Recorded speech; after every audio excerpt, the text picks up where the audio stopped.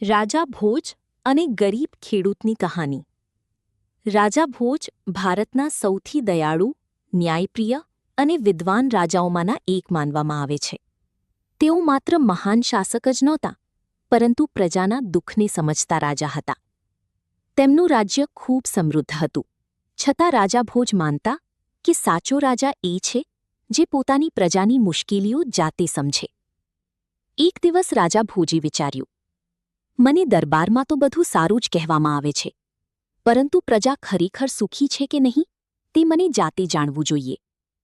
તેથી તેઓ સામાન્ય માણસનો વેશ ધારણ કરીને રાત્રે ગામોમાં ફરવા નીકળ્યા। ગામમાં ફરતા ફરતા તેમણે જોયું કે ઘણા ખેડૂતો ચિંતિત અને દુઃખી દેખાતા હતા। ગરીબ ખેડૂત સાથે મુલાકાત। એક નાના ગામમાં રાજાને એક વૃદ્ધ ખેડૂત મળ્યો। ખેડૂત ઝૂંપડાની બહાર બેઠો હતો અને ખૂબ નિરાશ લાગતો હતો। રાજાએ પૂછ્યું, ભાઈ, તું એટલો દુઃખી કેમ છે? ખેડૂતની આંખોમાં આંસુ આવી ગયા। તેણે કહ્યું, અમે આખો દિવસ મહેનત કરીએ છીએ, છતાં મહારાજના કેટલાક કર્મચારીઓ એટલો વધારે કર વસૂલે છે કે પરિવારનું પેટ ભરવું પણ મુશ્કેલ બની ગયું છે। ખેડૂતે આગળ કહ્યું, રાજા ભોજ સારા છે, પરંતુ તેમને કદાચ અમારી હાલતની ખબર નથી। આ સાંભળીને રાજા ભોજનું હૃદય દ્રવી ગયું। બીજા દિવસે રાજા ભોજે વિશાળ દરબાર બોલાવ્યો। તમામ અધિકારીઓ અને કર્મચારીઓને હાજર રહેવાનો આદેશ આપ્યો। તેમણે ગુપ્ત રીતે તપાસ કરાવી।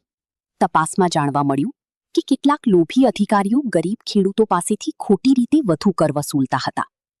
રાજા ભોજ ખૂબ ક્રોધિત થયા। તેમણે તરત જ ભ્રષ્ટ અધિકારીઓને સજા આપી, ગરીબ ખેડૂતોનો કર ઓછો કર્યો અને પ્રજાને ન્યાય આપ્યો। રાજાએ જાહેરમાં કહ્યું, રાજાનું પ્રથમ કર્તવ્ય પોતાની પ્રજાનું સુખ અને રક્ષણ છે।